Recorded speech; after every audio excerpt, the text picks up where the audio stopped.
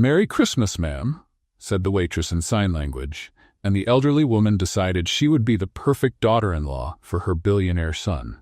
Before we start the story, tell us in the comments which city you're watching from. And at the end, don't forget to rate this story from 0 to 10. Enjoy the story. It all started at 7 in the morning when Haley took a last-minute job as a temp waitress at an exclusive art opening. The pay was good. The event was elegant, and she desperately needed money for her niece Sienna's hearing evaluation. What no one mentioned was that the uniform included high heels, borrowed shoes clearly designed by someone who hated humanity and wanted to see it suffer. "Size 36, the supervisor had said, handing over the instruments of torture. "It's what we've got." Haley wore a 38. "It'll fit," she lied. It did not. By 9 a.m., when the gallery doors opened to guests, Haley could no longer feel her toes. By 10, she had developed a walk that could only be described as penguin with a cramp. By 11, she was seriously considering ripping the shoes off and pretending that walking barefoot was an aesthetic choice. But she held on. Because Sienna needed that evaluation. Because rent didn't pay itself. And because Haley Bennett wasn't the type to give up, even when the universe was clearly against her. The Mercer Gallery Hall looked like it had come out of a movie. The kind of movie where rich people talk about things no one understands, while holding champagne flutes as if they were natural extensions of their hands. Ceilings with frescoes, crystal chandeliers, paintings that cost more than apartments. And people, lots of people, who looked right through Haley as if she were part of the decor. "Waitress! More champagne. Waitress! These canapés are cold. Waitress! Can you hold my purse while I take a photo?" Haley smiled at everyone. That professional smile she had perfected over years of working events. The smile that said, "Of course, ma'am," when her mind screamed, "I have a name, you know?" Invisible. That's how she felt. A ghost in a black uniform with destroyed feet. At one point, she stopped in front of a painting to catch her breath. It was a huge canvas, all red, with a single white dot in the center. Just that. Red and a dot. A gentleman with round glasses sighed beside her, visibly moved. Impressive, isn't it? The way the artist deconstructed the concept of existence through chromatic emptiness. Haley looked at the painting, looked at the gentleman, looked at the painting again. "It's very red," she offered. The gentleman stared at her as if she had spat on the floor. Haley fled with her tray before he could go on explaining why a white dot was worth $200,000. It was at 11:43. She remembered the time because she had just checked how long was left until the end of the event, that everything happened. Haley was crossing the main hall, tray balanced high, when her left heel decided it was time to rebel. Her ankle gave out. The tray wobbled. And at the exact moment when 12 breaded shrimp began their trajectory toward the suit of a man who looked very important and very expensive, Haley made a decision. She dove. Literally. In slow motion, or at least that's how it felt to her, Haley launched forward, catching the tray before the shrimp hit the target, but completely sacrificing any chance of staying on her feet. The marble floor was cold and hard and humiliating. "Oh my God, are you okay?" Haley looked up. A young woman in a blue dress was watching her with genuine concern. "Perfectly fine," Haley answered from the floor, tray still held high like an Olympic waitress. "I'm just checking the quality of the marble. Italian, if I'm not mistaken." The young woman blinked, confused. Haley stood up as fast as her protesting knees allowed, straightened her uniform, and smiled as if nothing had happened. "Excuse me," and she walked away. Or rather, limped away with determination. It was during her strategic escape toward the kitchen that Haley saw the gold card fall. An elegant, elderly lady, queenly posture, pearl necklace, gray hair, and a flawless bun, had let something slip from the pocket of her coat. The card floated to the floor, landing a few steps from Haley. She bent to pick it up, this time with extreme care, because one more fall and she would need a doctor. "Ma'am?" "Nothing." "Excuse me, ma'am?" The elderly lady kept her back turned, observing a painting on the wall. Haley tried louder. "Ma'am?" A nearby woman looked at her with disapproval, as if Haley were shouting in a library. But the older woman did not turn around. And then Haley realized it. The way she tilted her head, the small hearing aid in her right ear.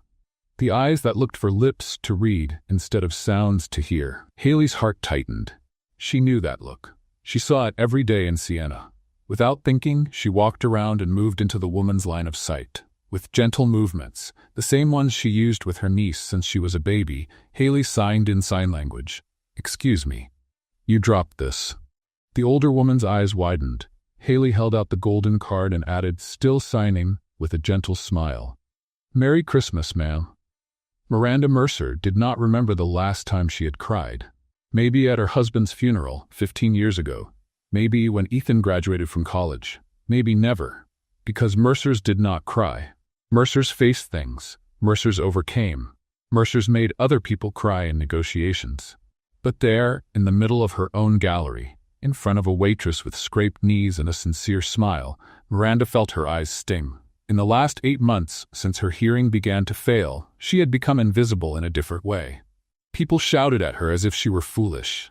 They spoke slowly as if she were a child. Or they simply stopped including her, because it was easier. No one had tried to communicate with her. Not really. "Thank you," Miranda whispered, her voice tight. The waitress just smiled and waved before walking away, disappearing among the guests as if she had not just changed someone's life. Miranda stood still, holding the golden card, feeling something she had not felt in a long time. Hope. "Mom?" Ethan Mercer approached carefully. 37 years old, a billionaire, head of the Mercer Foundation, and completely unable to understand why his mother seemed to be having an emotional experience in the middle of the art opening. Miranda Mercer did not have emotional experiences. Miranda Mercer caused emotional experiences in others. "Are you crying?" "Do not be ridiculous." Miranda straightened her posture at once. "It is allergies." "Allergies to what?" "To your many questions." Ethan looked toward where his mother was staring. He saw only a waitress walking away. Brown hair, black uniform, the walk of someone whose shoes were hurting a lot. "Who is she?" Miranda smiled. That smile. The smile of someone who had just had an idea that would change the lives of everyone around. No one important. But her eyes were shining. Her eyes said, "I found the perfect daughter-in-law for you, my son, and you have no idea what is coming." In the kitchen, Haley set down the tray and finally breathed. "What happened to you?" Carlos, another waiter, stared at her. "You look like you survived a war." "These shoes," Haley groaned, leaning against the counter. "These awful shoes. At least you did not fall in front of anyone important." Haley thought about the fall. About the man in the expensive suit.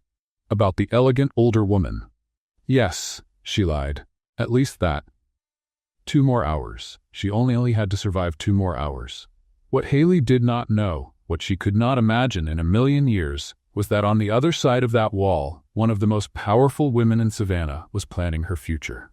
Miranda Mercer had decided that that waitress would be her daughter-in-law, and when Miranda Mercer decided something, the universe had better be ready. Miranda Mercer did not chase people. People chased Miranda Mercer, to ask for favors, to beg for invitations, to try to enter her social circle. That was how it had worked in Savannah for 40 years.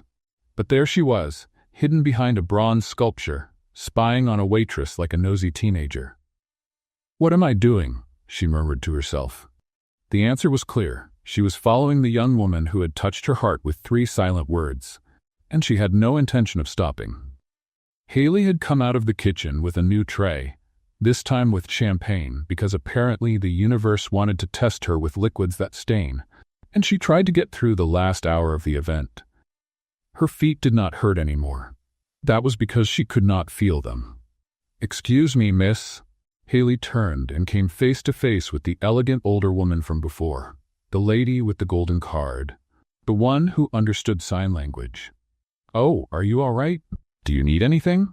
Miranda opened her mouth, closed it, opened it again. She had not planned what to say. Miranda Mercer, the woman who prepared speeches for every occasion, was completely without a script. "I just wanted." Miranda looked at the tray, searching for inspiration. "Champagne." "Of course." Haley offered the tray with a smile. Miranda picked up 1 glass, then another, and another. Haley watched her hold 3 glasses of champagne, her expression growing more and more confused. "Are you going to drink all of that?" Miranda looked at her own hands as if she didn't know how she had ended up there. "Therefore, Friends, she improvised. I have 3 friends. Very thirsty. Waiting over there in the corner. Haley looked at the corner. It was completely empty. There? They're shy. Very shy. Practically invisible. Miranda slipped away before she had to invent names for the imaginary friends. 15 minutes later, Haley was arranging napkins on a side table when a familiar voice came up beside her. Hello again. It was the older woman. Again. Without the 3 glasses, and without the supposed friends. Ma'am, did you manage to deliver the champagne to your shy friends? Miranda didn't blink. Yes. They drink very fast. Serious problem. Actually, I'm considering an intervention. Haley bit her lip to keep from laughing. And now you need napkins. Miranda took one and examined it with scientific interest. I'm checking the quality. Is it Egyptian linen? I don't know. It seems Egyptian. Miranda turned the napkin as if it were an archaeological artifact. Or Italian. This is my gallery after all. I need to make sure everything is perfect. Haley's eyes widened. Your gallery? You're Miranda Mercer. She held out her hand. And you're the young woman who saved my card and my faith in humanity. On the other side of the room, Ethan watched the scene with growing confusion. His mother was talking to the waitress, the same waitress as before. But that wasn't the only thing that intrigued him. The young woman was using her hands, gesturing differently. Precise, fluid, intentional movements. Sign language. The waitress was talking to his mother in sign language, and Miranda, the same Miranda who pretended to the whole world that her hearing was perfectly fine, was responding. She smiled. She interacted in a way Ethan hadn't seen in months. What is going on? He murmured. Pardon? An investor beside him thought the question was for him. Nothing. Excuse me. Ethan crossed the room, unable to take his eyes off the scene. Who was that waitress? How did she know sign language? And why was his mother, who never, ever admitted needing help, so comfortable talking that way? So you study education? Miranda asked, her hands accompanying the words. Bilingual education, Haley confirmed, signing along. With a focus on inclusive education. My niece is deaf, so that's why you know sign language. I learned when she was a baby. Sienna is 6 now. Haley's face lit up as she spoke about her niece, her gestures becoming more animated. She's amazing. Too smart for her own good. She keeps me busy. Miranda felt something tighten in her chest. There was a young woman who worked as a waitress, studied education, and still cared for a deaf niece, without complaining, without asking for anything, just doing what needed to be done. When was the last time Miranda had met someone like that? She sounds wonderful, Miranda said softly, signing the words. She is. She's my whole world. And in that moment, Miranda was absolutely certain that young woman was special. Mom? Ethan's voice cut in. He had arrived with his best, I'm pretending this is normal smile, but his eyes were fixed on their hands. Ethan, dear, Miranda turned with suspicious enthusiasm, going back to speaking only with her voice. I was just getting to know? What's your name again, dear? Haley. Haley Bennett. Haley. Lovely name. Miranda grabbed her son's arm. Ethan, Haley studies education. Isn't that fascinating? Fascinating, he repeated, looking from his mother to Haley. Were you talking in sign language? Yes, Haley answered naturally. Your mother is very good, by the way. Miranda swelled with pride. Ethan was speechless. Mom, can I talk to you for a second? Not now, dear. I'm having a very interesting conversation about. Now, Ethan practically dragged Miranda to a corner, leaving Haley standing there with her tray and a look of complete confusion. Since when do you know sign language? Ethan whispered, incredulous. Since I started losing my hearing, Ethan. I hired a private teacher. 3 times a week for the last 6 months. Why did you never tell me? Because it's none of your business. Miranda adjusted her necklace. And because I didn't need another son treating me like an invalid. The blow landed. Ethan fell silent. Everyone here. Miranda looked around at the guests who pretended not to notice her difficulty. They talk to me as if I were a problem, or they ignore me, but that young woman simply saw me.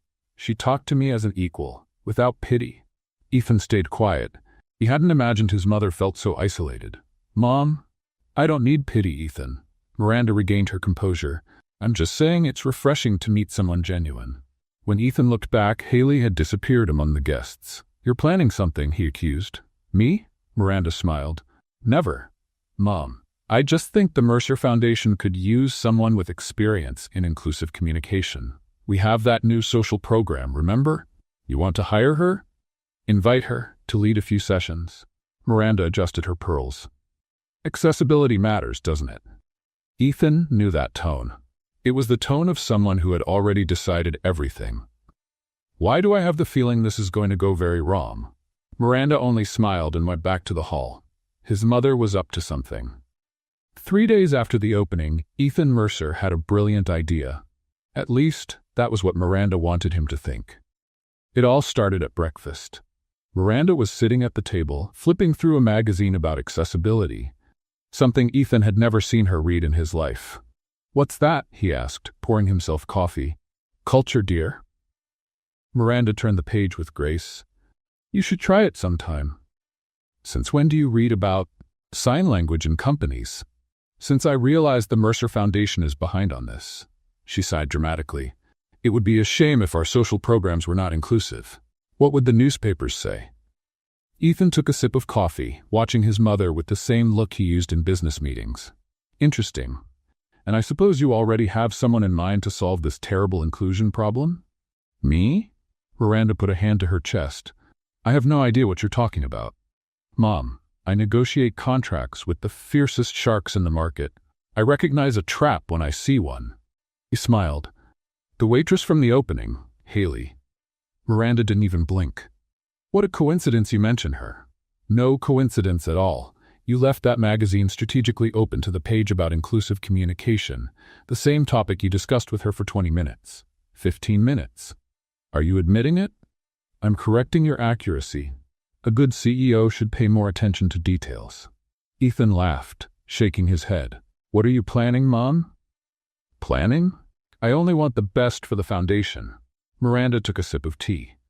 "If that includes a talented young woman who happened to make you look twice at the event, it is a mere coincidence." "I did not look twice." 3 then, I counted. Finding Haley was not hard. The events company had her record, and Miranda, purely by coincidence, had already written down the address of the cafe where she worked part-time. Ethan parked in front of the Sweet Bean Cafe at 10 in the morning. He knew he was being managed. He knew Miranda had a bigger plan. But the truth was the waitress had stirred his curiosity. Someone who treated his mother like a person, not like a check. That was rare, and Ethan Mercer recognized value when he saw it. "Let's see where this goes," he murmured, getting out of the car. Haley was behind the counter, taking a customer's order, when the door opened and the most out-of-place man in the universe walked into the cafe. $3,000 suit, Italian shoes. A watch that probably cost more than the shop's monthly revenue. He looked around, assessing the place like someone evaluating an acquisition. "Can I help you?" Haley asked, wary. "Coffee, please." "What kind?" "Strong, no fuss." "Americano, then?" "Perfect." Haley made the coffee, watching him out of the corner of her eye. He stood with a confident posture, but was clearly out of his natural habitat. "That will be $4. Ethan handed over a $100 bill. "Keep the change." "That's a $96 tip. Consider it an investment." "An investment in what exactly?" Ethan smiled. She was direct. He liked that. "I'm Ethan Mercer. We met at the opening. You spoke with my mother." Haley's face closed at once. "The lady with 3 glasses of champagne and the invisible friends." Ethan raised an eyebrow. "I'll pretend I understood that reference." "That's better. Go on." "The Mercer Foundation is developing an accessibility program. We need someone to lead sign language sessions." He looked at her directly. "You are qualified, and my mother clearly approves." "Your mother followed me around the hall pretending to check napkins." "That sounds exactly like something she would do." "Aren't you going to defend her?" "Why?" "You're right." Haley folded her arms, studying him. "Why me? There are hundreds of qualified professionals in Savannah." "Probably. But you impressed Miranda Mercer. And believe me, that does not happen often." "So I'm being hired because your mother liked me?" "You're being invited because you're competent. The fact that my mother approves is only a bonus." Ethan tilted his head. "Or a warning, depending on your point of view." Haley almost smiled. "Almost. And you? What do you get out of it?" "A functional inclusion program. And maybe my mother will stop leaving strategic magazines on the breakfast table." "She did that? Page 42. marked with a pink sticky note. This time Haley laughed. "I need to think," she said at last. "Fair. Here." Ethan handed over a card. "My direct number. No secretary, no filter." He was almost at the door when Haley spoke. "Why does your mother care so much about this?" Ethan stopped. The question deserved an honest answer. "Because she's losing her hearing. And you were the first person in months who treated her normally." He turned. "My mother built an empire. She's faced everything. But this is breaking her little by little, and she would never admit it." Haley stayed quiet. "You made her truly smile," Ethan went on. "I hadn't seen that in a long time." He left before the conversation got too heavy. That evening, Ethan was having dinner with Miranda when she casually asked, "So, did you invite the young woman?" "I did. She's going to think about it." "Great. In the meantime, practice some signs. I don't want you embarrassing yourself." "Mother, come on, repeat after me." Miranda made a sign. "This means nice to meet you," Ethan repeated, awkward. "Perfect. Now this one." She made another sign. Ethan copied it. "Wonderful, you're a natural student." What Ethan didn't know was that the first sign meant, "Your hair looks like a bird's nest." And the second, "I collect porcelain dolls." Miranda sipped her tea, hiding her smile. Some lessons her son needed to learn on his own. 2 days later, Haley called. "I accept, but I have one condition." "Say it." "My niece, Sienna, she needs a hearing evaluation I can't afford. If the foundation can help?" "Done." Silence. "Just like that? No red tape?" "I'm the CEO. Red tape is other people's problem." Monday, 9 o'clock. Haley hung up, still processing. At the Mercer mansion, Miranda watched her son down the hall, smiling at his phone like she hadn't in years. "Phase 1 complete," she murmured. Now it was time to make sure those two spent a lot of time together. And Miranda already had the perfect plan. Monday, 9 in the morning. Ethan Mercer was about to find out there were things money could not buy. Motor coordination was one of them. The Mercer Foundation's meeting room had been turned into an improvised classroom. Round table, comfortable chairs, and a whiteboard where Haley had written, "Sign Language Basics." Ethan looked at the board like someone facing a contract in Mandarin. "Relax," Haley said, arranging some materials. "It's not that hard. I speak 4 languages." "Great, this will be the 5th. Spoken, with the mouth, like a normal person." Haley raised an eyebrow. "Millions of people communicate in sign language every day. Are they all abnormal?" Ethan opened his mouth, closed it, opened it again. "I didn't mean it that way."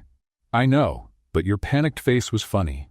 The door opened and a mini hurricane of 6 years old ran in. Sienna had curly hair, huge eyes, and the energy of about 15 squirrels in one child. She ran to Haley, hugged her legs, and then turned to Ethan with curiosity. "Who is he?" she signed quickly. "Ethan. He's going to learn with us." Sienna looked him up and down with the silent judgment only children can deliver. "He looks lost," she signed. "Sienna." "What?" "It's true." Ethan looked from one to the other, completely lost. "What did she say?" "That you look ready to learn," Haley lied. Sienna laughed silently, covering her mouth with her hands. "Let's start with the basics," Haley announced. "Good morning." She demonstrated the sign, open hand touching the chin, then moving forward. "Simple. Your turn." Ethan tried. His hand went to the wrong place, the movement came out crooked, and he looked like he was having a small spasm. Sienna tilted her head. "He said French fry," she signed to Haley. "No, he didn't." "He did. Look." Sienna repeated exactly what Ethan had done. "French fry." Haley bit her lip to keep from laughing. "Okay, almost. Let's try again." 15 minutes later, Ethan had managed to say "good morning" correctly exactly once. The other attempts included banana, Tuesday, and something Sienna refused to translate, only shaking her head in disapproval. "How is this so hard?" Ethan rubbed his forehead. "I closed a $200 million deal last week." "Congratulations, but $200 million won't help you say thank you correctly." That was cruel. That was honest. Sienna, meanwhile, was bored. She had already mastered everything Haley taught and had started making comments about Ethan's performance. "He's very slow," she signed. "He's learning. My turtle learns faster." "You don't have a turtle." "If I had one, it would learn faster."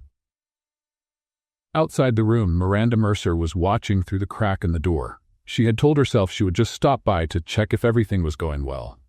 A convenient lie.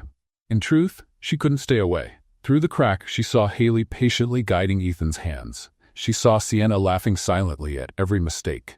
She saw communication happening, real, genuine, inclusive. Miranda felt her eyes sting.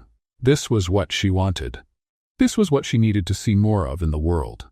People trying to understand each other. Without pity, without embarrassment, just connection. She wiped away a tear before it escaped and kept watching in silence. "Let's try nice to meet you," Haley suggested. "My mother taught me that one." "Great, show me." Ethan made the gesture that Miranda had taught with great confidence. Haley went quiet. Sienna's eyes went wide. "What is it?" Ethan asked. "You just said her hair looks like a bird's nest." "What? And yesterday the other gesture she taught?" "I collect porcelain dolls." Ethan froze for a full 5 seconds. "My mother sabotaged me?" Apparently. Outside, Miranda covered her mouth to muffle her laugh. "Okay, let's fix that."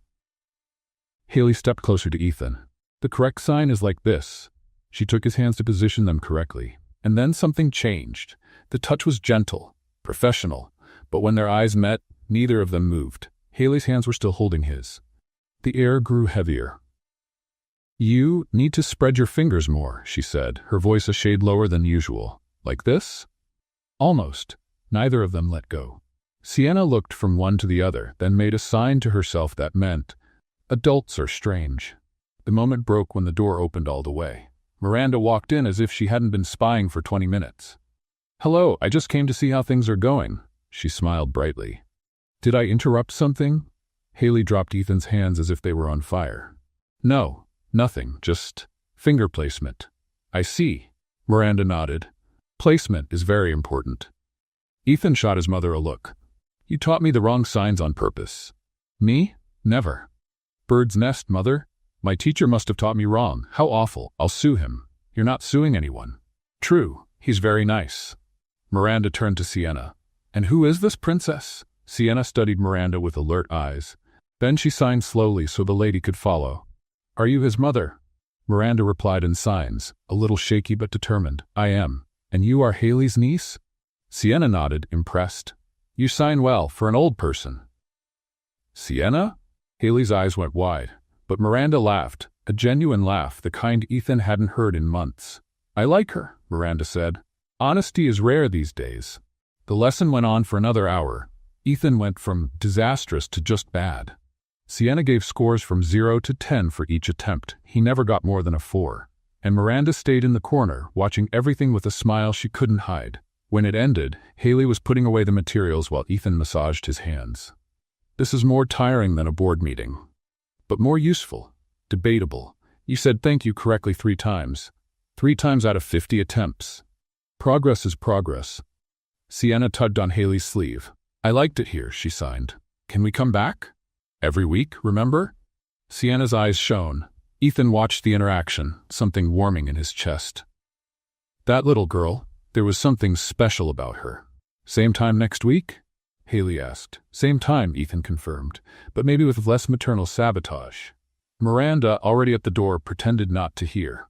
Later, in the car, Sienna held Haley's hand while looking out the window. "Auntie?" "Yes?" "The man in the suit, he looks at you differently." Haley choked. "Different how?"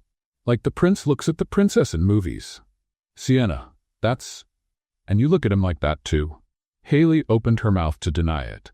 But she couldn't. Because deep down, she knew that her 6-year-old niece had just seen something she was trying very hard to ignore.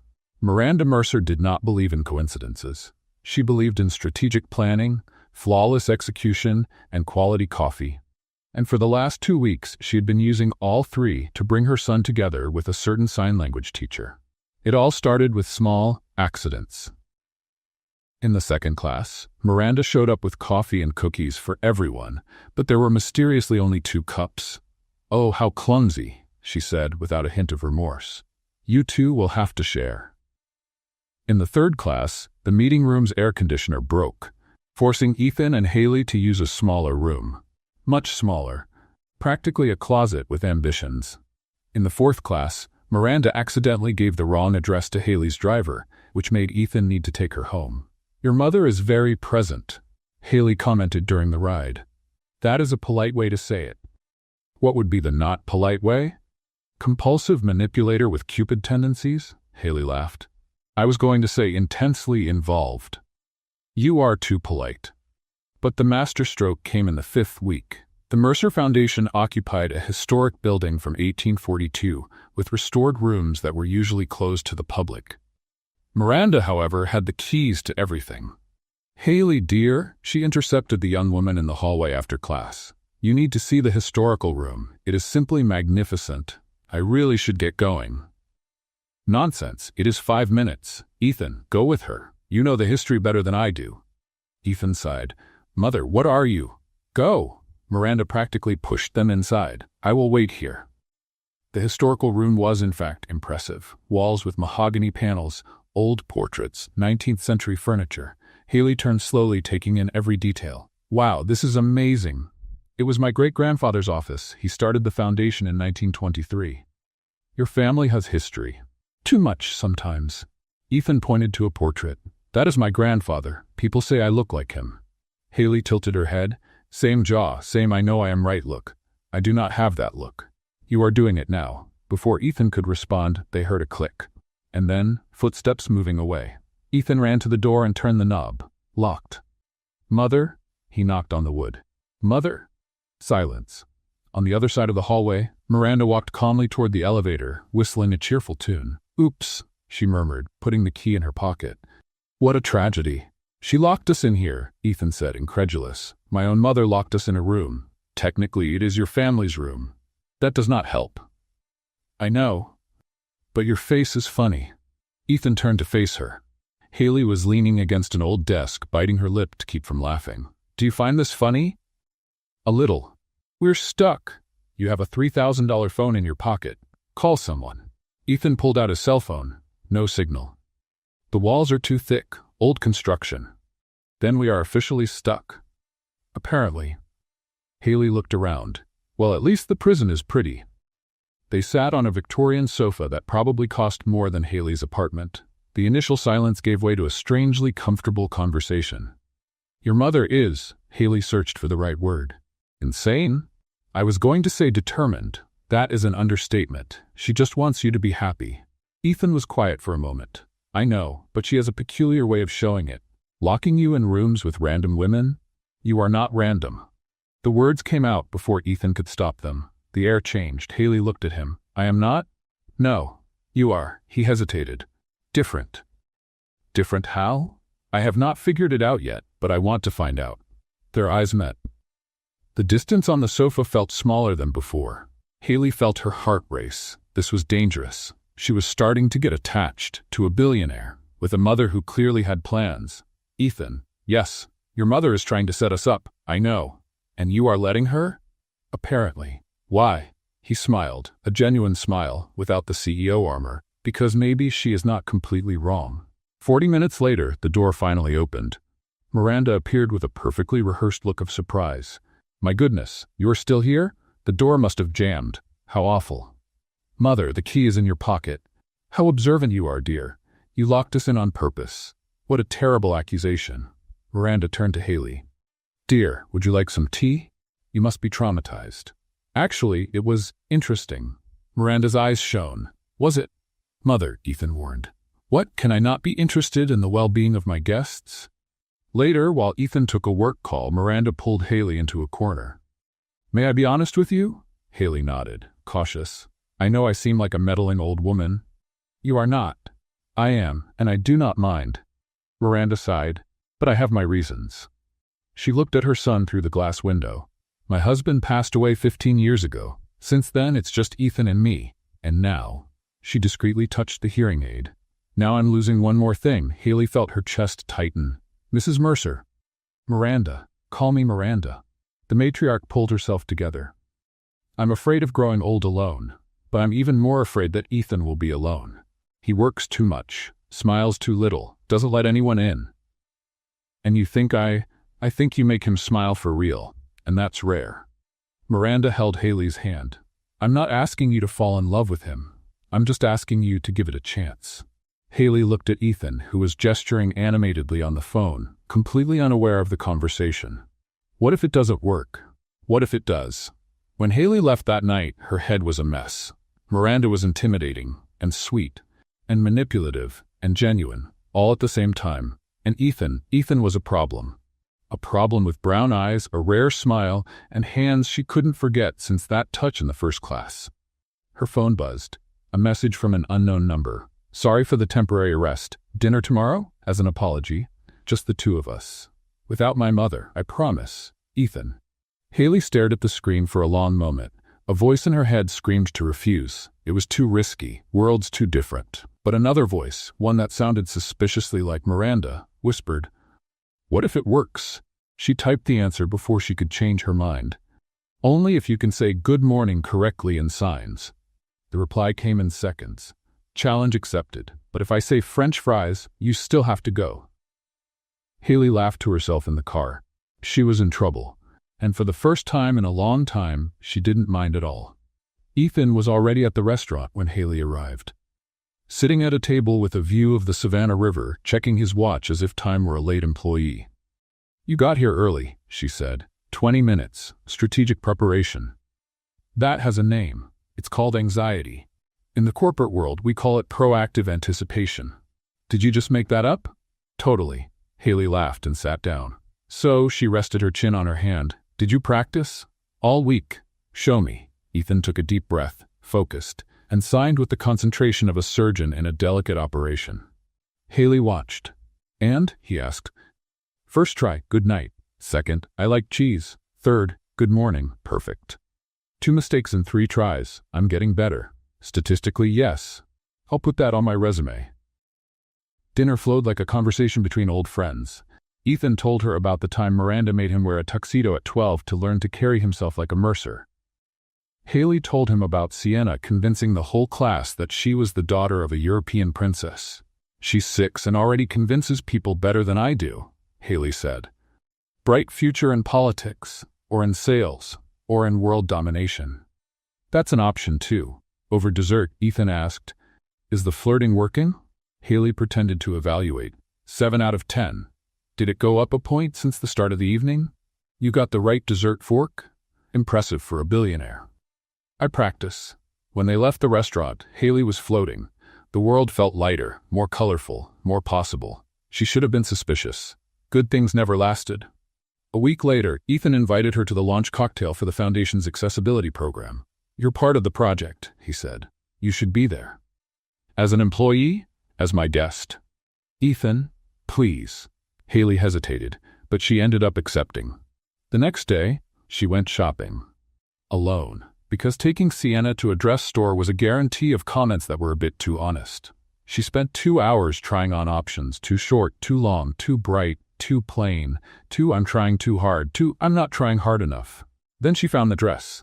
Navy blue, flowing fabric, a discreet low back. Elegant without being over the top, sophisticated without looking like a costume. The kind of dress that said, "I belong here." Even if she didn't believe it, it cost half a paycheck. Haley swallowed hard, handed over the card, and prayed she wouldn't regret it. On the night of the event, she got ready with obsessive care. Hair down in soft waves, light makeup, just enough to bring out her eyes. Small silver earrings that had belonged to her mother. High heels that she already regretted before leaving the house. When she looked in the mirror, she barely recognized herself. Wow. Sienna stood in the bedroom doorway, eyes wide. "You look like a princess, Auntie." Haley smiled, her heart tightening. "You think so?" "Aha, like the ones in the movies." Sienna tilted her head. The guy in the suit is going to be left speechless. "Sienna?" "What? It's true." Haley laughed, adjusting her dress one last time. "Okay, I can do this." Ethan was waiting at the entrance when she arrived. And it was exactly as Sienna predicted. He was left speechless. "You look," he began. "Horrible? Over the top? Is the dress too much?" "Beautiful. I was going to say beautiful." Haley felt her cheeks burn. Oh, he smiled, offering his arm. "Ready? No, but let's go." The hall was full of people who looked like they were born holding champagne glasses. Jewelry sparkled. Rehearsed smiles drifted around. At first, it was even bearable. Ethan introduced her to a few people. Haley Bennett, our accessibility consultant. Polite smiles, handshakes, nothing more. He stayed by her side, attentive, always including her in the conversations. For a few minutes, Haley almost believed she could handle it. Then a gray-haired man walked up. "Ethan, we need you." The East Coast investors want to discuss the program's expansion. Ethan looked at Haley, hesitant. Go, she said. I'll be fine. Are you sure? Ethan, it's your event. Go on. Really? He squeezed her hand. 5 minutes, I promise. 5 minutes turned into 10, then 15. Haley didn't blame Ethan. He was the host. It made sense that everyone wanted a piece of him. But alone, without him at her side, she became visible in a different way. First came the looks, women scanning her dress, whispers behind champagne glasses. A blonde woman approached, glass in hand, sharp smile. You're Ethan's date, right? The sign language teacher? That's right. How interesting. The woman looked her over. Where are you from, dear? From Savannah. And your family is? Just me and my niece. The silence said more than any words. Ah, well, enjoy the party. It must be a different experience for you. The whispers followed her like shadows. Who is she again? The sign language teacher. She was a waitress, from what I heard. A waitress? And she's here as Ethan's guest? She's pretty sure, but clearly not from our circle. In the restroom, she locked herself in a stall. Then she heard voices coming in. Did you see her dress? It probably cost a month's salary. Poor thing. She's trying so hard. Ethan's just having fun. It will pass soon. Imagine a waitress in the Mercer family? Laughter. Footsteps fading. Haley stood still, hands trembling. When she came out, Ethan was in the hallway. There you are. He stopped when he saw her face. What happened? Nothing. I'm just tired. Who said something to you? She didn't answer. Ethan took a deep breath, his jaw tight. I'm sorry, I shouldn't have left you alone. You had obligations. You're more important than any obligation. He took her hand. Let's get out of here. Ethan, Haley stopped him. I just want to go home. Let me take you. No, you need to stay. Haley, please. The request came out more broken than she intended. The car arrived in 5 minutes. Ethan walked her to the exit. Are you sure you don't want me to come with you? I'm sure. Haley forced a smile. Go on. Give your speech. He sighed, defeated. Can we talk tomorrow? Sure. It was a lie, and maybe he knew it. In the car, Haley leaned her head against the window. One tear fell, then another. She didn't wipe them away. At home, she took off her shoes and sat on the bed still wearing the dress that cost half a paycheck. The dress that wasn't enough. Her phone buzzed. Did you get home okay? Yes, thank you. Another message. Even with everything, you look beautiful tonight. The most real person in that whole hall. Haley read it 3 times. She didn't reply. Because she already knew what she had to do. If she wanted to protect her own heart, she needed to step back. Before it was too late.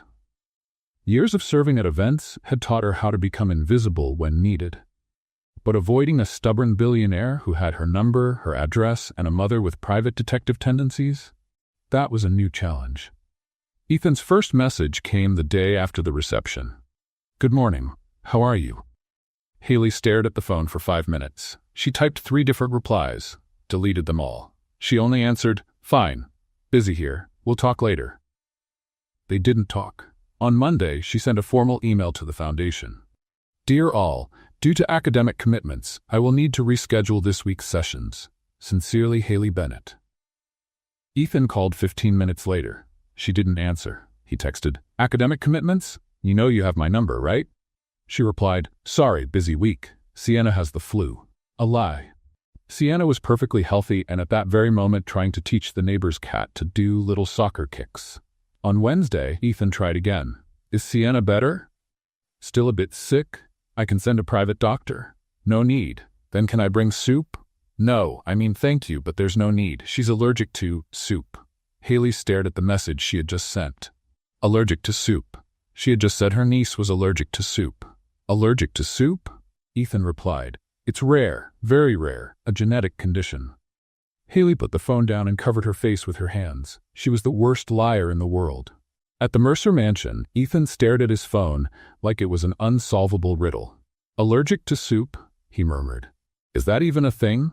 He did what any confused man would do. He searched on Google. No relevant results. Then he did the second thing any confused man would do. He looked for help. Unfortunately, the help available was Gerald, the 68-year-old butler who had worked for the Mercers since before Ethan was born. Gerald, can I ask you a question? Of course, sir. When a woman says she's busy but she's clearly not busy and starts making up excuses that get more and more absurd. What does that mean? Gerald considered the question with a philosopher's seriousness. In my experience, sir, it means she wants you to go after her. Really? Or that she wants distance. One of the two. That doesn't help, Gerald. Women are complex, sir. It's part of the charm. By Friday, Ethan was desperate. He had sent 7 messages. 2 were ignored. 3 got one-word answers, 1 got a thumbs-up emoji, and the last one, a joke about French fries, was seen and not answered. Seen and not answered. It was the modern equivalent of a slap in the face. "Mother," he said at breakfast, "I need advice." Miranda looked up from the newspaper. "About what?" "Women. That's vague. One specific woman." "Haley." "How do you know?" "Dear, you've had a lost puppy face for 5 days. I don't need to be a genius." Ethan sighed. "She's avoiding me, and I don't know what I did." Miranda folded the newspaper calmly. "What happened at the cocktail party?" "Nothing. I mean, she left early, said she was tired." "And you believed that?" Shouldn't I have believed it?" Miranda looked at him with a mix of tenderness and despair. "Ethan, my son, you're brilliant in business, but in relationships, you are completely blind. Thanks for the support. It's not criticism, it's a diagnosis." Miranda knew exactly what had happened. She had heard the whispers at the cocktail party, seen the looks, noticed how Haley kept getting smaller as the night went on. But she also knew she couldn't interfere. Not this time. "What do I do?" Ethan asked. "Go talk to her. She doesn't answer my messages. Then go in person. And if she doesn't want to see me, then at least you'll know." Miranda took a sip of tea. "But something tells me she does. She's just scared." "Scared of what?" "Of you. Of your world. Of not being enough." Miranda looked at him. She heard things at the cocktail party, Ethan. Things that confirmed all her fears. The penny finally dropped. The whispers. The whispers. That afternoon, Ethan showed up at the Sweet Bean Cafe. Haley was behind the counter when the doorbell rang. She looked up, saw who it was, and almost dropped the coffee pitcher. "What are you doing?" "I came to have coffee." "You don't drink coffee." "Today I do." "Ethan, an Americano, please. Simple and straightforward. It's what you recommended the first time, remember?" She remembered. She remembered every detail of that day. With slightly shaky hands, she made the coffee and set it on the counter. "That's $4. He handed her a 20. "Keep the change." "Ethan, that's a tip of $16. I know math." Silence. "Can we talk?" he asked. "I'm working." "When do you get off?" "Late. I'll wait." "Ethan?" "Haley." He looked at her. "You've been avoiding me for a week. You made up that Sienna is allergic to soup, and you didn't answer my French fry joke, which, by the way, was very good." It was reasonable. It was excellent. Despite everything, Haley felt the corner of her mouth lift. "Please," he said, softer. "Just tell me what I did wrong." She looked around. The cafe was almost empty. "You didn't do anything wrong." "Then why are you running from me?" "I'm not allergic to soup, Haley." She closed her eyes. "Because that cocktail party reminded me of reality." "What reality?" "That I don't belong in your world. That those people look at me and see a waitress in a costume. That no matter how hard I try, I'll never be enough." Her voice shook. "And I like you, Ethan, more than I should, and that scares me. Because when you realize they're right, they're not right. You don't know that. I do." He leaned over the counter. "Because I like you too. More than I should, and I don't care what those people think. But I care." The silence between them grew heavy. "So that's it?" Ethan asked. "You're going to give up because of people who mean nothing?" "It's not just that, it's everything. We're from different worlds. Different worlds can meet, or they can collide." Ethan took a deep breath. "Okay, I understand you need time, but I want you to know one thing." He placed a hand over hers. "You're the most genuine person I've ever met, and if you decide it's worth trying, I'll be waiting." He left the coffee on the table, untouched, and walked to the door. "Ethan," he turned. "The French fry joke was a 6 at best." He smiled. "Liar." After work, Haley got home, put Sienna to bed, and sat on the couch hugging her knees. She was running away. She knew it. Running out of fear of getting hurt, out of fear of not being enough, out of fear of wanting something she might never be able to have. But Ethan's voice wouldn't leave her head. "If you decide it's worth trying, I'll be waiting." The phone buzzed. A message from an unknown number. "Hi, dear. It's Miranda. I got your number from the receptionist. I hope you don't mind. Can we talk tomorrow? Just the two of us. I promise I won't lock you in any room. Haley stared at the screen. Miranda Mercer wanted to talk. Just the two of them. Was that good or terrible? Probably both. Miranda Mercer did nothing without a purpose. So when she showed up at Haley's apartment with a box of French pastries and a smile that said, "We need to talk," Haley knew she was in trouble. "May I come in?" Miranda asked. Haley looked at the apartment behind her. Small, modest, with Sienna's toys scattered on the floor and a pile of pedagogy books on the table. "Sorry about the mess?" "Dear, I raised a son. I know what a mess is." Miranda walked in as if she were entering a palace. "By the way, it's cozy here. It has soul. What it has is a lack of space. Space is overrated." Sienna ran in from the kitchen, stopped when she saw the guest, and signed to Haley. "It's the lady with the pearls." "Sienna, that's—" But Miranda was already signing back. "Hello, princess, do you remember me?" Sienna's eyes lit up. "You sign well for an old person." "Sienna?" Haley turned red. Miranda laughed. "She's honest. I like that." She turned to the girl. "I brought sweets, French ones. Want to try?" Sienna looked to Haley for permission. Haley nodded, defeated. "Just one."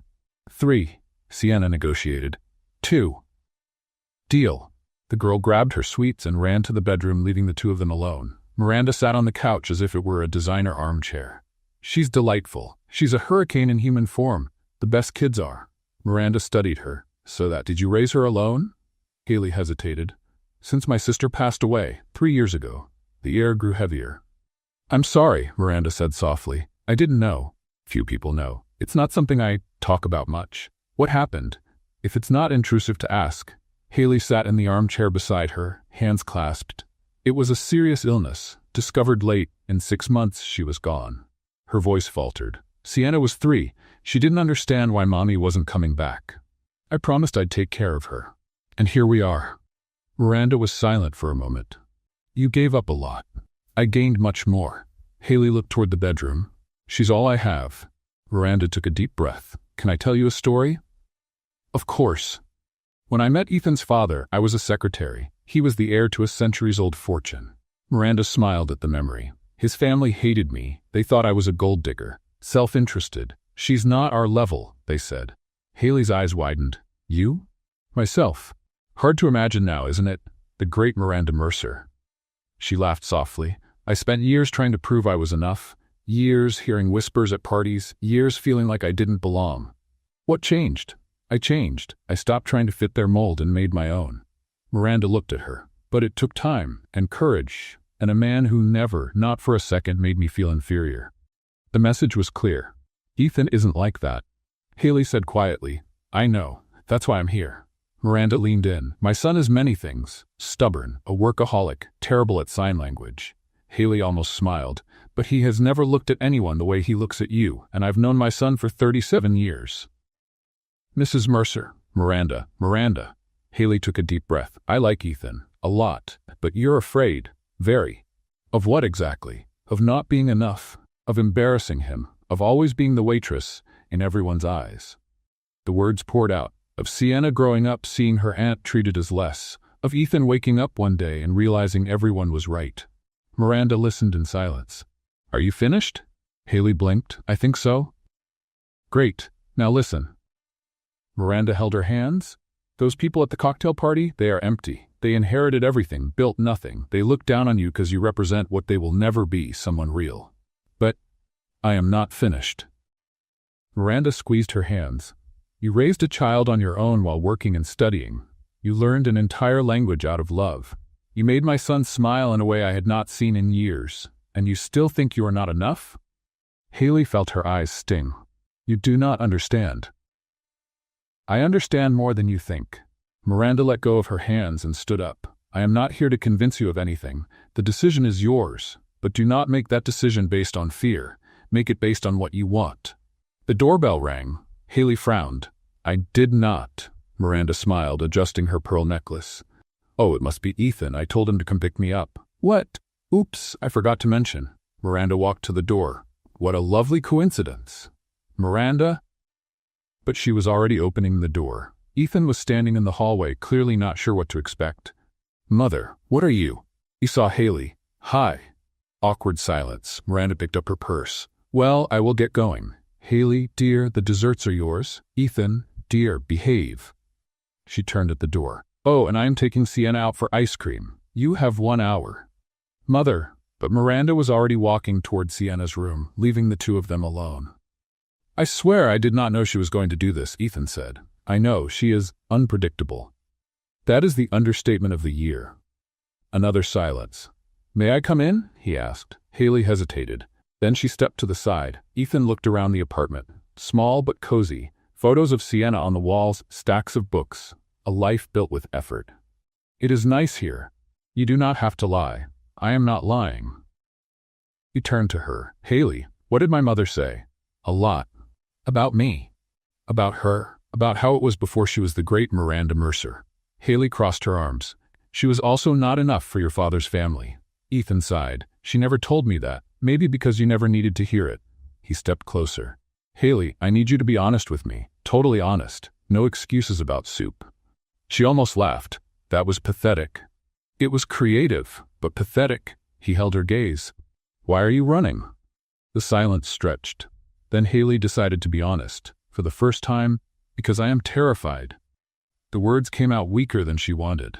Of not being enough. Of you one day realizing everyone was right. Of falling in love and then having the ground pulled out from under me. Haley, I have already lost a lot, Ethan. My sister. My stability. My sense of safety. A tear slipped out. Sienna is all I have, and I promised myself I would never again put myself in a position to lose something important. And am I important? The question hung in the air. More than I wanted you to be, she admitted. Ethan took another step. Want to know a secret? What? I am terrified too. Haley blinked. You? Of what? Of not being enough. He gave a humorless laugh. It sounds ridiculous, does it not? The billionaire afraid of not being enough. A little, but it is true. My father was brilliant. He built an empire. Everyone expects me to be the same. And sometimes, he hesitated. Sometimes I walk into meetings and I'm sure they're going to find out I am a fraud, that I inherited everything but deserve nothing. Ethan. And do you know when I do not feel that way? He looked at her. When I am with you, because you do not look at me and see the CEO or the wealth or the Mercer name, you look at me and see me. Just me. Haley felt her heart tighten. You are being unfair. How? Saying things like that, making me want to believe. Then believe. She shook her head. It is not that simple. No one said it would be simple, but it can be worth it. Ethan held her face with both hands. I do not know what the future holds. I cannot promise it will be easy, but I can promise I will be by your side. Always. And if it does not work? And if it does? Haley laughed, despite the tears. You and your mother asked the same question. Who do you think I learned from? From the hallway, voices approached. Auntie. Sienna ran in, her mouth smeared with chocolate ice cream. The lady with the pearls is really nice. She said I can visit her house and see the horses. Horses. Haley looked at Miranda, who walked in right behind her. I may have mentioned that we have stables. Miranda. What? Children like horses. She winked at Ethan. So did you two talk, Mother? I am only asking. Sienna looked from Haley to Ethan, then signed to her aunt. He still looks at you like a prince in a movie. Haley turned red. Ethan smiled. What did she say? Not true. You turned red. I didn't. Sienna confirmed in a loud voice. Traitor. Miranda watched the scene with barely hidden satisfaction. Well, we'll be going now. She touched Ethan's arm. Take all the time you need, dear. Thanks, Mom, I think. Haley, Miranda turned to her. Think about what I said, and remember, courage isn't the absence of fear. It's acting in spite of it. She left, leaving a comfortable silence behind. So, Ethan said, where were we? Haley took a deep breath. You were convincing me to try. And is it working? She looked at Sienna, who was pretending to play but was clearly listening. She looked at Ethan, who waited with endless patience. She looked inside herself, at the fear that was still there, but now sharing space with something else. Hope, maybe, she said. Ask me again tomorrow. Ethan smiled. I'll ask every day until you say yes. Is that persistence or stubbornness? In the business world, we call it strategic determination. Haley laughed. And for the first time in a long time, the laughter didn't come with fear. Ethan kept his promise. On the first day, he texted at 7 in the morning. So? It's already tomorrow. Are you going to try? Haley replied, ask me again tomorrow. On the second day, tomorrow has arrived again. Still thinking. On the third day, technically, every day is yesterday's tomorrow. That doesn't even make sense. It does if you say yes. On the fourth day, Haley didn't answer with words. She sent a thinking face emoji. On the fifth day, Ethan showed up at the cafe with a bouquet of wildflowers, because roses were too cliché, and an invitation. Sienna's evaluation is tomorrow. Can I come along? Haley looked at the flowers. Looked at him. Looked at the flowers again. You really don't give up, do you? Strategic determination, remember? She sighed, but it was a sigh that came with a smile. All right, you can go.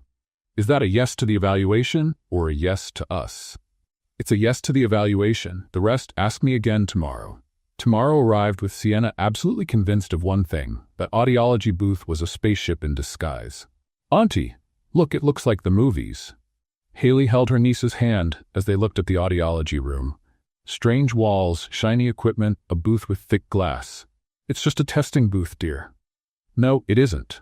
Sienna squinted. It looks like a spaceship. Do you think there's an alien in there? There's no alien. Did you go check? Sienna. What if there is, Auntie? Ethan arrived 2 minutes early with 2 cups of hot chocolate and a nervous smile. I brought reinforcements, he said, handing Haley a cup. You didn't have to come. I wanted to come. Sienna tugged on Haley's sleeve and whispered very loudly, because 6-year-olds don't know how to whisper. Auntie, the handsome man brought chocolate. Haley turned red. Ethan pretended not to hear, but his smile gave him away. Do you want chocolate too, Sienna? I do, but Auntie said I can't have too much sugar. She made a strategic pause. But today is a special day, right, Auntie? Haley sighed. Half a cup. Big half or small half? Sienna? Okay. The audiologist appeared, a woman with gray hair and a warm smile named Dr. Patterson. Sienna Bennett? That's me. The girl raised her hand, bouncing in place. Ready for the test? Is it in the spaceship? Dr. Patterson looked at Haley. She thinks the booth is a spaceship, Haley explained. Ah, the doctor smiled and crouched to be at Sienna's level. You know, you're right. This booth is very special. Sienna's eyes shone. I knew it, Auntie, I told you. Inside the booth, Sienna sat in the chair and spun 3 times before Haley could stop her. When you hear a little sound, raise your hand, okay? Dr. Patterson explained through the microphone. Like a game? That's right. Yay, I'm good at games. Sienna adjusted the huge headphones on her small head. Auntie, they look like elephant ears. Outside, Haley bit her lip to keep from laughing. Is she always like this? Ethan asked. Always. The test began. Haley watched through the glass. Her fingers intertwined so tightly her knuckles were white. Every time Sienna raised her hand, her heart jumped. Every time she didn't, it sank. Ethan noticed. Hey, he put his hand over hers. It's going to be okay. You don't know that? No? But I'm choosing to believe. Is that optimism or stubbornness? A bit of both. Inside the booth, Sienna raised her hand with exaggerated enthusiasm each time she heard something. At one point, she raised both hands. You were supposed to raise just one, Dr. Patterson said through the microphone. But I heard it on both sides. The doctor laughed. She has personality, she commented to Haley. That's a kind way to put it. 20 minutes later, the test was over. Sienna ran out of the booth. Aunt, did I do well? Did I win? How many points? It's not quite like that, honey, but I raised my hand many times. Count them, Aunt. Dr. Patterson smiled. You did very well, Sienna. Now I'm going to talk with your aunt about the results, okay? Is it a secret? It's an adult thing. Sienna made a face. Adult stuff is boring. The silence that followed was the longest of Haley's life. Dr. Patterson studied the charts. Sienna got distracted, drawing on a piece of paper with a pen she had found, and Haley felt like she was going to faint. Ethan held her hand under the table. She didn't let go. The news is good, Dr. Patterson finally said. Haley forgot how to breathe. Good? Sienna is an excellent candidate for next-generation hearing aids. With the right model, she will hear much better. How much better? Normal conversations, television, music. Her quality of life will improve a lot. Haley felt the tears before she realized she was crying. Auntie? Sienna dropped the drawing, worried. Why are you crying? Did I do something wrong? No, my love. Haley pulled her into a tight hug. You did everything right, exactly right. Then why are you crying? Because I'm happy. Sienna looked confused. Do adults cry when they're happy? Sometimes. That's strange. I know. Ethan watched the scene, his chest tight in a good way. Dr. Patterson, he said, what's the best device available? Well, there are several options. The best one. Haley lifted her head. Ethan, you don't need to. It's covered by the foundation. It was part of the agreement. He looked at Sienna, who was now showing her drawing to the doctor. She deserves the best. On the way out of the clinic, Sienna walked between them, holding a hand from each. Auntie? Yes? When I get the new device, will I hear everything? Almost everything, my love. And will I hear birds singing? You will. And music. That too. Sienna smiled, satisfied. Then she looked up at Ethan. Mister? Yes? You like my aunt, right? Ethan choked. Haley turned scarlet. Why do you think that? He asked, careful. Because you look at her the way the prince looks at the princess in the movie. Sienna shrugged. It's just like that. Silence. She's sharp, Ethan murmured to Haley. I warned you. In the car on the way home, Sienna fell asleep in the back seat, entering. Haley watched her in the rearview mirror, her heart overflowing. Thank you, she said softly. You already thanked me. I know, but not just for the device, for everything. Ethan smiled. Speaking of that, it's still today. Can I ask again? Ethan, will you try? The two of us? The silence stretched. Haley looked at Sienna sleeping. She looked at Ethan waiting. She looked at herself, at the fear that still existed but now seemed smaller. Yes, she said. I'll try. Ethan didn't move. Yes? Yes? A real yes? How many times do you want me to repeat it? About 10, to be sure. Haley laughed. Yes, Ethan, the two of us, together. He held her hand over the car's console, and neither of them let go. In the back seat, Sienna opened one eye. She saw their hands together. She smiled and went back to sleep for real this time. Saying yes to Ethan was the easy part. Saying yes to Miranda Mercer and a benefit vernissage with Savannah's Elite, that was another level of challenge. The invitation came 3 weeks after Sienna's evaluation, delivered in person by Miranda, who showed up at Haley's apartment with a gold envelope and that smile that didn't accept no as an answer. The Mercer Foundation's annual benefit vernissage, Miranda announced. And you, my dear, are officially invited. Haley looked at the envelope as if it were a summons. As a guest? As my son's date. Miranda, I don't know if... Wonderful. I'll pick you up Saturday so we can choose the dress. Wait, I didn't say. 10 in the morning. Be ready. And she left before Haley could protest. Does she do that all the time? Haley asked Ethan on the phone that night. Do what? Completely ignore it when someone tries to refuse something. Oh, that. Ethan laughed. Yes. It's her superpower. Ethan, I don't know if I can go to this event. Silence on the other end. Because of the reception? Haley closed her eyes. The memories still hurt. The whispers. The looks. The feeling of being an intruder in a world that wasn't hers. What if it's the same? It won't be. You can't guarantee that. No, he admitted, but this time I won't leave your side for even a second. Ethan, listen, you don't have to go if you don't want to. I understand, truly. His voice grew softer. But I would love to have you there, by my side, as my partner. Haley's heart tightened. Let me think. Of course, to tell my mother, because she's probably already reserving the whole store. Saturday, 10 in the morning. Miranda showed up right on time. Have you thought about it? She asked as soon as Haley opened the door. I'm still thinking. Great. Think while you try on dresses. Miranda, the car is waiting. The store was the kind of place Haley had never stepped into in her life. Huge mirrors, crystal chandeliers, and dresses that probably cost more than her yearly rent. This one. Miranda pointed to a bright red dress. Try it on. It's very red. Red is power. Red is everyone look at me. Exactly.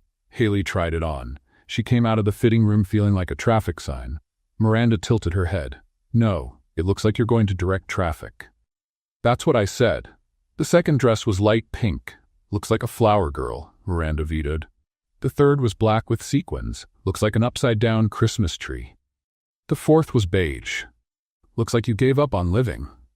Miranda. What? Honesty is a virtue. By the 15th dress, Haley was ready to give up. Maybe this is a sign, she said from the fitting room. Maybe I shouldn't go. Miranda sighed. Dear, come out of there. Haley came out, still in the green dress that looked like a hotel curtain, according to Miranda. The matriarch led her to a couch and sat beside her. Can I tell you something? Sure. At my first vernissage as a Mercer wife, I wore the wrong dress. Haley blinked. Really? Very real. It was purple, with ruffles. I looked like an eggplant at a debutante ball. Haley tried not to laugh. She failed. And you know what happened? Miranda went on. Everyone looked. Everyone whispered. A woman asked if I'd confused the event with a circus. What did you do? I cried in the bathroom for 20 minutes. Miranda smiled at the memory. Then I dried my tears, went back to the hall, and danced all night with my husband. And the whispers? They kept going, for years, until one day they stopped. She held Haley's hand. Do you know why? Why?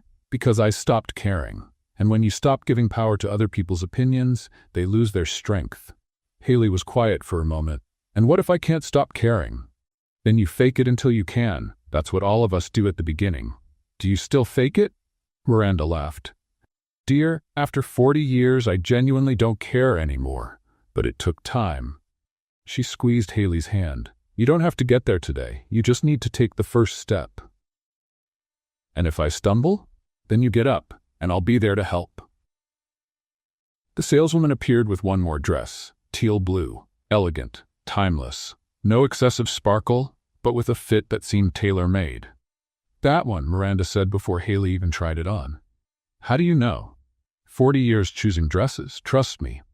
Haley went into the fitting room, put on the dress, looked in the mirror, and for the first time that day she didn't see a waitress trying to be something else. She saw a woman. Beautiful, elegant, worthy. When she came out of the fitting room, Miranda smiled. Perfect. You think so? I know. Miranda stood and adjusted a strap on the dress. My son will forget how to breathe when he sees you. Haley laughed, her cheeks flushing. So, does that mean you're going? Miranda asked. The question hung in the air. Haley thought of the cocktail party, the whispers, the fear.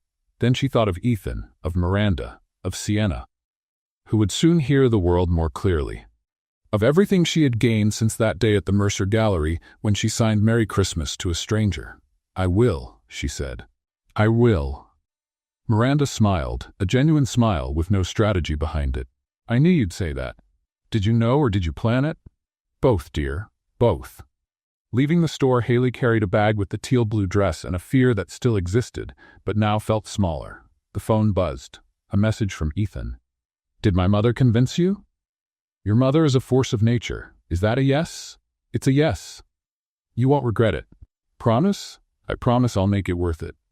Haley smiled at the screen. She was terrified, still, but she was also hopeful, and sometimes hope was enough. 3 days until the vernissage. 3 days to face the world that once made her feel invisible. But this time she wouldn't be alone. And maybe, just maybe, that would make all the difference. The 3 days passed like 3 minutes. And now Haley stood in front of the mirror, dressed in teal blue, trying to remember how to breathe. The dress was even more beautiful than she remembered. The fabric fell perfectly, hugging her curves in an elegant way without being overdone. The teal blue brought out her eyes and contrasted with her fair skin. The low back was bold enough to be sophisticated, but discreet enough that she didn't freak out. Haley adjusted her hair for the 10th time. Soft waves that had taken an hour to look natural. Light but well-done makeup. She had watched 12 tutorials on her phone to get the perfect blend. Her mother's silver earrings shone on her ears. The only thing she had inherited besides memories. You can do this, she told the reflection. You can do this. The reflection didn't look convinced. The doorbell rang. Haley's heart raced. Auntie, they're here! Sienna shouted from the living room, still in pajamas, a cookie in her hand. Haley took one last deep breath, adjusted the dress, and walked to the door. When she opened it, Miranda came in first, elegant as always in a champagne dress and her signature pearl necklace. Dear, you look, Miranda began, but stopped when she really saw Haley. A smile spread across her face. Absolutely stunning. Thank you, But Haley couldn't finish the sentence, because Ethan appeared behind Miranda, and stopped, completely stopped. In the middle of the hallway, one hand still on the doorknob, his mouth slightly open, his eyes fixed on her as if the rest of the world had ceased to exist. Silence stretched for 3 seconds. 4. 5. Miranda looked from her son to Haley and back to her son. Ethan? Dear? She snapped her fingers in front of his face. Are you still among the living? Nothing. I think we broke him, Miranda commented to Haley. Haley felt her face burn. Is it too much? Is it over the top? I can change, I still have that black dress. No. Ethan's voice finally came out, hoarse, low. Don't change anything. He took a step forward, then another. He stopped in front of her, his eyes taking in every detail, the dress, the hair, the earrings, the face. You look, he began. Horrible? Over the top? Ridiculous? Perfect. The word came out as if pulled from him. You look absolutely perfect. Haley forgot how to breathe. Really? Haley, I've seen a lot in my life. I've been to events with models, actresses, heirs to empires. He held her face with both hands, gentle, as if she were too precious. None of them come close to you right now. You're exaggerating. I'm being honest. For the first time in my life, I don't have enough words. Miranda cleared her throat. This is historically relevant. Ethan always has too many words. Neither of them heard. You look beautiful too, Haley said, finally managing to form sentences. I mean handsome. You look handsome. The tuxedo is expensive? I was going to say elegant. It's also expensive. Can't you just accept a compliment? You didn't accept mine either. Because yours was exaggerated. So was yours, Miranda sighed. Are you two going to keep arguing about who complimented whom more, or are we going to the party? Sienna appeared from the kitchen at that moment, cookie crumbs on her pajamas. Hi, handsome man. Hi, lady with the pearls. Sienna, Haley finally snapped out of the trance. What did I say about calling people like that? But he is handsome, and she wears pearls. It's the truth. Miranda laughed. She's right on both counts. Then she turned to Sienna with a mysterious smile. And speaking of truth, I have a surprise for you. Only then did Haley notice that Miranda was carrying a large white box with a pink bow. Surprise? Sienna dropped the cookie. For me? For you. Miranda held out the box. Open it. Sienna looked to Haley for permission. Haley, confused, nodded. The girl opened the box with trembling, excited hands and froze. Inside was a baby pink dress with delicate lace details, shiny ballet flats, and a small crystal tiara. Is it for me? Sienna whispered, as if speaking loudly would make the dress disappear. Of course it is. Miranda knelt beside her. You didn't think you were staying home while your aunt goes to the ball, did you? Sienna's eyes filled with tears. I am going to the party too? You're the most important guest of the night. Sienna threw herself into Miranda's arms so hard she almost knocked the matriarch over. Thank you, thank you, thank you. Miranda, caught by surprise, took a second to react. Then she hugged the girl back, her eyes suspiciously bright. You're welcome, princess. Haley watched the scene, unable to speak. Ethan came closer and whispered, Are you okay? Your mother. Haley swallowed the lump in her throat. She didn't have to do that. She wanted to. There's a difference. But it must have cost a fortune. For her, it's not about money. Ethan looked at Miranda, who was now helping Sienna lift the dress from the box carefully. It's about family. We're not her family. Ethan took Haley's hand. Yet. 15 minutes later, Sienna came out of the bedroom transformed. The pink dress fit perfectly. The shiny flat sparkled with every step. And the tiara was slightly crooked, but Sienna refused to let anyone adjust it. Auntie, I look like a princess. You are a princess, my love. A real princess? Like with a castle? Like with the most beautiful heart in the world? Sienna considered that. I think I would prefer the castle, but okay. Miranda laughed. She is impossible. I know, Haley sighed. I raised this little monster. Hey, Sienna protested. I am not a little monster. I am a princess. You just said so. And so they went to the party. The Mercer Gallery Hall was unrecognizable. Golden lights, white flowers, an orchestra playing softly. It was the same place as the cocktail party that had crushed Haley weeks before. But this time, everything felt different. Are you okay? Ethan whispered, trying not to freak out. Freaking out in a good way or a bad way, I have not decided yet. Sienna tugged on Haley's hand. Auntie, why is everyone looking? Because you look beautiful, princess. Sienna waved to a group of ladies. Hi, do you like my dress? The ladies smiled and waved back. A white-haired lady came closer. Ethan, dear, who are these charming young ladies? Mrs. Wellington, this is Haley Bennett, my girlfriend. Delighted, you are a lucky young woman. Actually, Ethan corrected, I am the lucky one. Sienna tugged on Haley's sleeve. Auntie, why do you have so many little stones on your neck? Sienna. What? There are so many. The lady laughed. They are diamonds, dear. All of them must be very afraid of thieves. Miranda pretended to cough. Half an hour later, Miranda went up on stage. Good evening, everyone. This year, our focus is the accessibility program. And I have a surprise. She looked at Sienna. Princess, can you come up here? Haley felt her heart race. Sienna went up on stage, her crooked tiara shining. This is Sienna Bennett, Miranda announced. She is 6 years old and one of the bravest people I know. An assistant brought a small box. Carefully, Miranda placed the hearing device in Sienna's ear and turned it on. Sienna's eyes widened. It is different. It is stronger. Can you hear me, Princess? I can. Sienna looked for Haley. Auntie, I can hear better. Haley could not hold back the tears.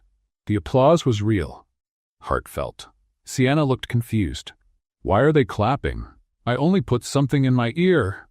Laughter around the hall. Adults are strange, she concluded. After that, the night flowed like a dream. Ethan did not leave Haley's side. Every person who approached, he introduced her without hesitation, and little by little, the judging looks were replaced by genuine smiles. Sienna became the star of the party. She danced with Miranda, ate more canapés than she should, and charmed every person who crossed her path. At one point, the orchestra played a waltz. Dance with me? Ethan held out his hand.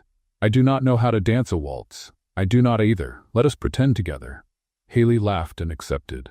They danced, awkward, laughing at their own mistakes, completely oblivious to the rest of the hall. Are you happy? He asked. Very.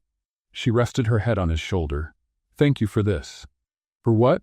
For making me feel like I belong here. You belong. You always have. Near midnight, Miranda came over. It is getting late, and the princess is already falling asleep. Sienna was sitting in a chair, eyes closing, the tiara finally tipping to the side. I will call a car, Haley said. Nonsense. Miranda waved. You are going to sleep at the mansion. I already prepared rooms. Miranda, you do not need to. I insist. Sienna is exhausted. You are too, and I am not letting you cross the city at this hour. Haley looked at Ethan. He smiled. There is no point arguing. When she decides something. I heard that, Miranda said. The Mercer mansion was exactly as Haley imagined, and nothing like she imagined at the same time. Huge, yes. Elegant, certainly, but also welcoming. Family photos on the walls, fresh flowers in vases, the smell of home. Sienna, half asleep in Ethan's arms, murmured, Mister, your house is very big. It is. Do you get lost? Sometimes. I knew it, she yawned. Being rich is strange. Miranda laughed. Come, the rooms are ready. The room Miranda prepared for them had a huge bed, soft sheets, and a view of the lit gardens. Haley laid Sienna on the bed, already in borrowed pajamas, and tucked her in carefully. Auntie? Yes, my love? Today was the best day of my life. Haley's eyes stung. Mine too. Can we come back here? We will see. That is an adult yes, right? Maybe. Sienna smiled and closed her eyes. In seconds, she was asleep. Haley stayed there, watching her niece. The hearing device in her ear. The pink dress hanging on the chair, the crooked tiara on the nightstand. For the first time in a long time, she felt that everything was in the right place. A soft knock on the door. Ethan, may I come in? Haley went to the door, opened it a little. She fell asleep, she whispered. And you? Are you okay? I am. She smiled. More than okay? Ethan held her hand. Tomorrow, when you wake up, I want to show you something. What? Surprise. Another one? The last one. He smiled in a way that made her heart race. I promise this one will be worth it. Haley looked at him. You're planning something. Me? Never. Ethan? Sleep well, Haley. He kissed her forehead and walked down the hallway. Haley closed the door, her heart beating way too fast. What was he planning? She didn't know, but for the first time, she wasn't afraid to find out. Haley woke up with the sun coming through the curtains and the absolute certainty that she wasn't at home. The bed was too big, the sheets were too soft, and there was a smell of fresh coffee that definitely didn't come from her small apartment kitchen. Then she remembered. The party. The mansion. Ethan's promise. Tomorrow when you wake up, I want to show you something. Sienna was still asleep beside her, sprawled across the bed like a starfish, mouth slightly open, the hearing aid shining on her ear. Haley smiled and got up slowly so she wouldn't wake her. That's when she noticed the closet door was slightly open. Curious, she opened it all the way. And stopped. The closet, which was the size of her bedroom at home, was full of clothes, Dresses, blouses, pants, shoes, all new, all in her size, and on the smaller side, children's clothes. Little dresses, little shoes, hair bows, all in Sienna's size. A note was hanging on a hanger. For my favorite girls to enjoy the day. Choose whatever you like. With love, Miranda. Haley felt her eyes sting. That woman was impossible. Auntie! Sienna's shout almost made her drop the hanger. What is all this? Sienna had woken up, seen the closet, and was now standing in the doorway as if she had found a treasure.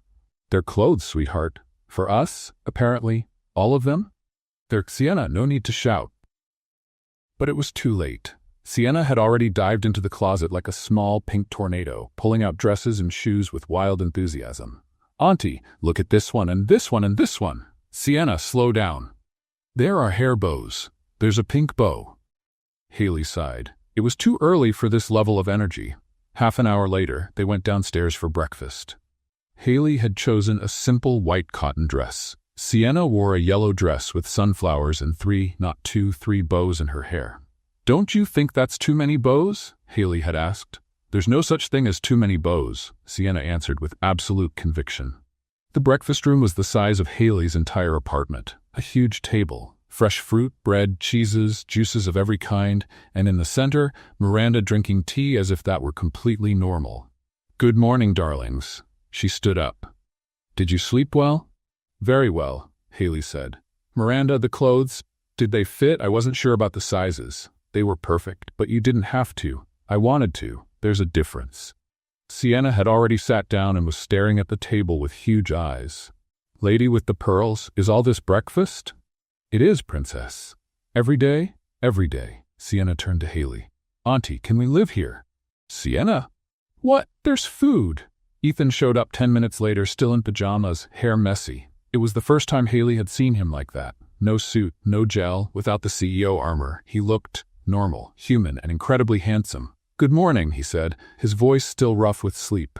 Good morning, Haley answered, trying not to stare too much. Mister, Sienna waved a piece of toast. Do you live here too? I do. In which room? The one at the end of the hallway. The big one? That's the one. Sienna considered the information. You live alone in a room that big? I do. That's a waste.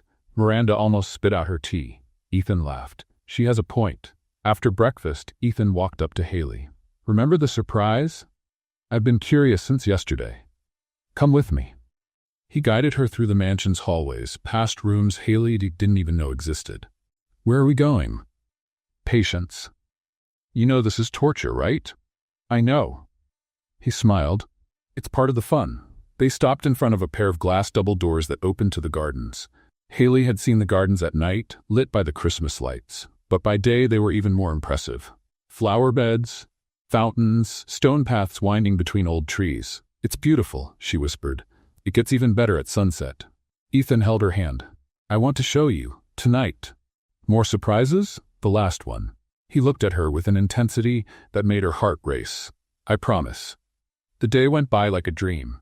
Lunch on the veranda, overlooking the gardens. Sienna running across the lawn, chasing butterflies. Miranda teaching Haley to identify the flowers in the garden.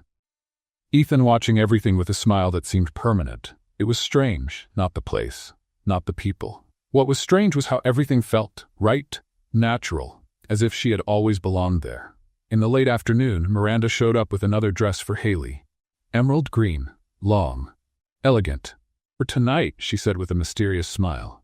Miranda, what are you all planning? Me? Nothing. You're lying. I never lie. Miranda winked. I only omit information strategically.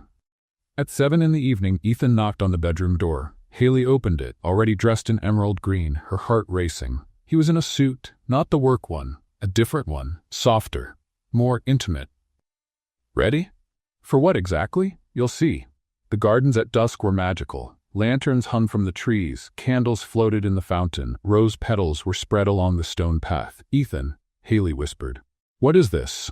He didn't answer. He just led her to a gazebo in the center of the garden, decorated with white flowers and golden lights.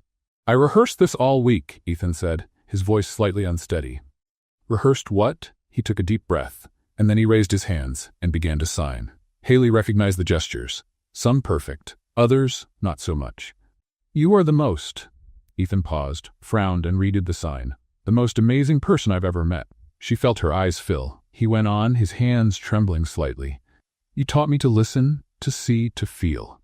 A tear ran down Haley's face. And I want to spend the rest of my life. Ethan stopped. He looked at his own hands. Wait, that's not right. Haley laughed through her tears. What did you say? I meant to say by your side, but I think I said with your shoe. She burst out laughing. You want to spend your life with my shoe? Technically, yes, apparently. He rubbed his forehead. I practice so much. Ethan, let me try again. Ethan, I can get this right. Ethan. He stopped. Haley held his hands. I understood. He looked at her, his eyes shining. You did? You're asking me to marry you, with or without my shoe? Ethan laughed, a nervous, relieved laugh. I am. He took a little box from his pocket. Haley Bennett, will you? Yes. The voice wasn't Haley's, it was Sienna's. They both turned. Sienna was hiding behind a bush, her big eyes shining, Miranda right behind her, trying and failing to hold her back. I heard everything, Sienna shouted, running to them. She says yes, she does. Sienna, Miranda chased her. I told you to wait, but he already asked. Haley didn't know whether to laugh or cry. She did both. Princess, Ethan said, crouching down, I need to hear it from your aunt. But she's going to say yes, I know. How do you know? Because she says your name in her sleep, and giggles. Haley turned scarlet. Sienna. What? It's true. Ethan stood up, still laughing, and turned to Haley. So, do you say yes? Haley looked at him, at Sienna, at Miranda, who was crying quietly behind the bush while pretending she wasn't there. She looked at the ring box, at the lit gardens, at the life she never imagined she could have. Yes, she said, 1,000 times yes. Ethan slid the ring onto her finger and kissed her. Yuck! Sienna covered her eyes. Grown-up kiss again. But she was jumping with joy. Miranda appeared, eyes red. Finally. You planned all of this, didn't you? Haley asked. Me? Never. Miranda sniffed. I only suggested a few things, like decorating the entire garden? Details. Sienna tugged on Ethan's sleeve. Mister? Yes? If you marry my aunt, will you be my uncle? Ethan looked at Haley. Haley nodded, tears still falling. I will, Princess. Sienna thought for a moment. Uncle Ethan. She tried the words. I like it. It sounds important. It is. More important than handsome mister? Much more. Sienna smiled, that huge smile that lit up any place, and hugged his legs with all the strength of her 6 years. Later, sitting in the gazebo, Haley rested her head on Ethan's shoulder. Sienna slept in Miranda's lap, exhausted from so much emotion. The lanterns glowed softly. The fountain sang its melody, and the ring on Haley's finger reflected the candlelight. Thank you, she whispered. For what? For everything. For not giving up. For seeing me when I felt invisible. For making me believe I deserved to be happy. Ethan kissed the top of her head. You always deserved it. You just needed someone to remind you. Miranda came closer, Sienna still asleep in her arms. Welcome to the family, she said softly. Haley smiled. Thank you for accepting me. Dear, I chose you the moment you said Merry Christmas in sign language. Miranda winked. Ethan is the one who took too long to notice. Hey, Ethan protested. I noticed fast. You mixed up good morning with French fries for 3 weeks. That's irrelevant. It's history. Haley laughed. That family was chaotic, unpredictable, and completely crazy. And now it was hers too. Sienna stirred in Miranda's arms, opening one eye. Auntie? Yes, my love. Are we going to live here now? Haley looked at Ethan. Ethan looked at Miranda. Miranda smiled. If you want to. Sienna opened both eyes. Is that a grown-up yes? That's a real yes. Sienna smiled, sleepy, happy, complete. Nice. I like it here. She yawned. There's a big breakfast, and went back to sleep. Haley took a deep breath. A year ago, she was a waitress serving champagne at events she could never attend. Today, she was engaged to a billionaire, embraced by the most welcoming family she had ever met, with a ring on her finger and a future she had never dared to dream. All because one day, she saw an elderly lady drop a card, and signed 3 words, Merry Christmas, ma'am. The end. What did you think of Savannah's most determined matchmaker mother-in-law? Would you want a Miranda in your life? Leave your opinion in the comments. On a scale from 0 to 10, what score would you give this story? Don't forget to subscribe to the channel and turn on the bell to get more moving stories like this one. See you next time. See you next time. See you next time. See you next time. See you next time. See you next time. See you next time.